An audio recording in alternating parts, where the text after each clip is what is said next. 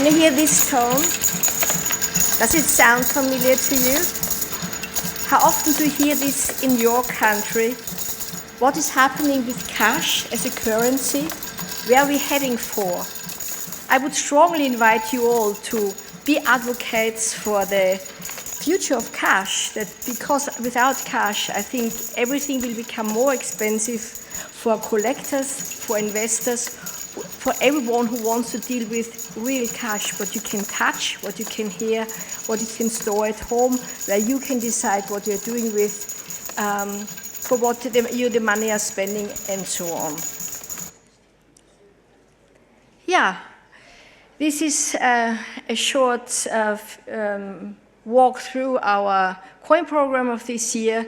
We are starting with salt. Salt is something very essential for us human beings. Nowadays, we are more concerned about our salt consumption, that we eat too much of salt, we consume too much of salt.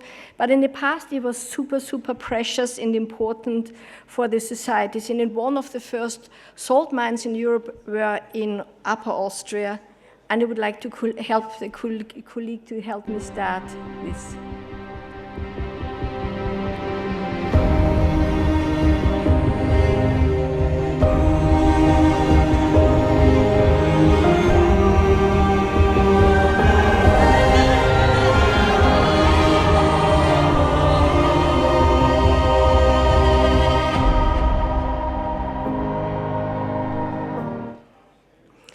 So these wonderful pictures are from my home province, so if I may to say. So this salt is super essential for us human beings, and with the trade of this salt became the salt miners 7,000 years ago immensely rich. They were the wealthiest people in the world as far as we know, and they established fantastic things, super innovative.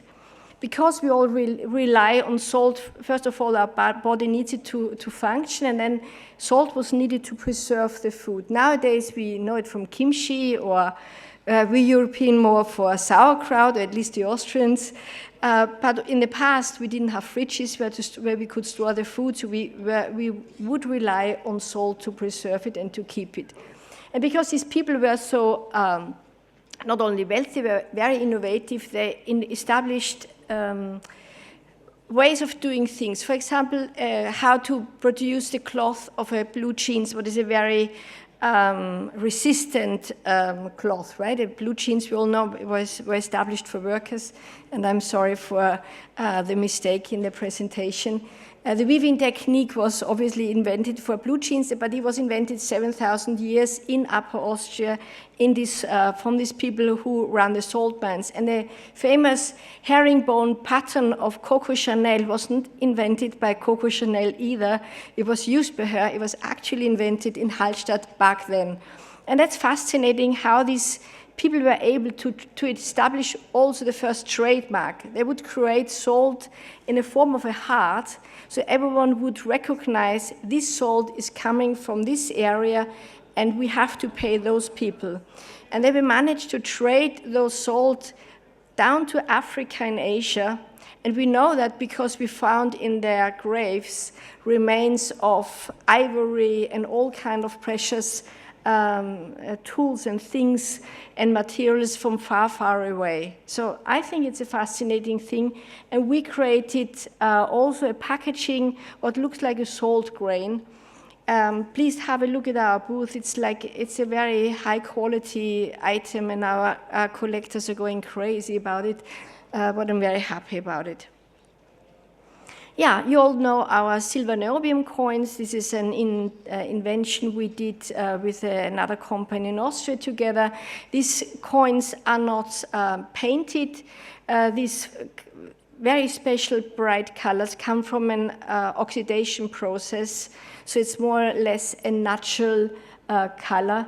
And we dedicated this year's coin to Edaphone. Edaphone is basically the fertile soil we rely on, and it's the world beneath our feet is something super important. The more lively it is, down under our feet, the more little animals are around there, the more healthy this soil is, the more fertile it is, and the more the easier it is for farmers to produce our food in a healthy way. So this is, I think, an important topic. And we are very proud and grateful, Michael, if you're still around, I don't know, that we repeatedly receive Coin of the Year awards, especially for these coins. I think, yeah. So thank you for that. And it's increasing interest. If we can receive a Coin of the Year award, we can see that the collectors are picking up on that and think, oh, okay, this is a differentiation from one coin to another, and they are going for those. Yeah, Austrians, great women. We have, like so many other countries, the unsung heroes in Austria, heroines in Austria, where women are represented in the world of culture, literature, science, and wherever. And we dedicated this year's coin to Vesa Canetti, whose husband received the Nobel Prize for Literature and said in a letter, "I would be nothing without her. Every word in my book I have co-written with my wife, Vesa Canetti." So it's kind of interesting. Why did only he receive the Nobel Prize and nothing was dedicated to her? It's a bit unfair, if I may say so. And yeah, so this is, we show also now a coin that she had to be in a background, even she had such a big impact on his work, and should actually, they both as a couple should have received the Nobel Prize for Literature back then. And we're starting a new series to change the topic completely. We had a very popular series about the universe where we represented the Milky Way and other things, and we tried to capture the shape of those things and to represent the shape of what's actually happening out there in the universe on a coin. So like a supernova. What is a supernova? I'm not smart enough to understand. Read it up on our website. It's a very complicated phenomenon, but we try to capture the shape of what's happening out there with the design of our coins. And it's not surprising probably to you that these coins are flying from the shelf. We're always sold out. The people go crazy. They love it. They love innovation. It might be tricky to come up with new things in the future, but for the time being, it really is working for us. Yeah, this is just a coin, probably very Austrian-centered. When in Austria we have 4 seasons still. Winter is declining, snow is less and less coming around, but still. And we are very happy when spring is arriving and we have time to get out of the house and enjoy nature and go for a stroll. This is very popular in Austria, and it's a long story behind this coin, but it will be used as a currency in this part. I showed you at the beginning with the salt mine,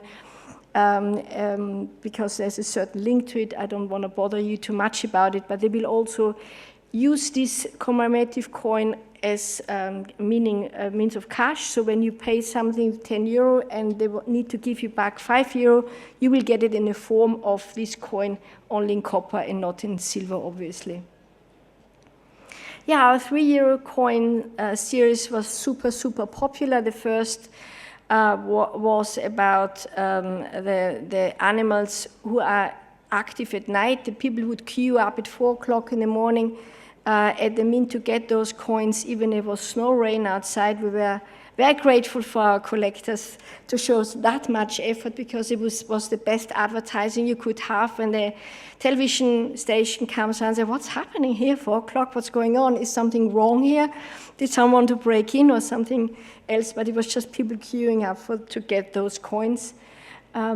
These coins come also with a collector album, and we sold 25,000 copies of this album already, what is for us a huge success actually.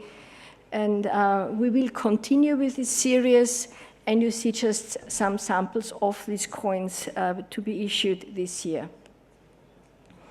Very popular is also the series of coins, The Magic of Gold, because as we all know, several cultures use gold to express their beliefs and their mystical understanding of the world, the magic understanding of the world.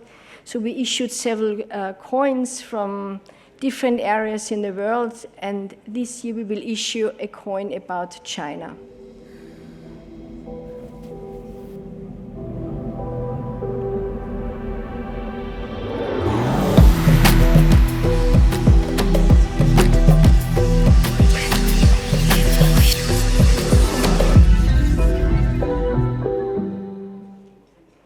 Yeah, completely different subject. Did you know the language of flowers, that you can even express yourself with the language of flowers? It's very interesting. There was the wife of the ambassador to Turkey 200 years ago, wrote back letters and spoke about how women there would express themselves because they were not allowed to speak freely. So we would give each other little items, flowers, other things, and the other person needed to kind of complete what you meant to say here, often with a rhyme and other things. And she wrote back letters back to the UK explaining this language of flowers, and we picked up on this topic and have a book written by an expert about this language of flowers, explaining what people thought about different flowers meant to people, what their health benefit might be, what was understood, how it was good for your love life or other things. Kind of crazy stories occasionally, but worth reading. It's a lot of fun. People like it. It's a universe thing, obviously, to speak about something like flowers. We have them everywhere. Even the peony came from China. It's nothing European, actually, but we all have them in our gardens, and we love them. So we put them also in this program. And obviously, violets, who stand also for the friendship and to show appreciation to one another. And you can send those flowers to a long friend for a lifetime saying, oh, I really appreciate that you're always on my side. I wanted to tell you that with this coin. And if you want to know more about it, buy the book. You can have it in English or German. Yeah, so I'm at the end of my presentation, and thank you for your patience to listen to me. Please come around to our booth. I'm sure it's very easy to recognize these alpine hats, what we like in the mountains, to have a beer or a schnapps. There's schnapps even, so you can come around and have one. We invite you. Thank you for everything. Bye.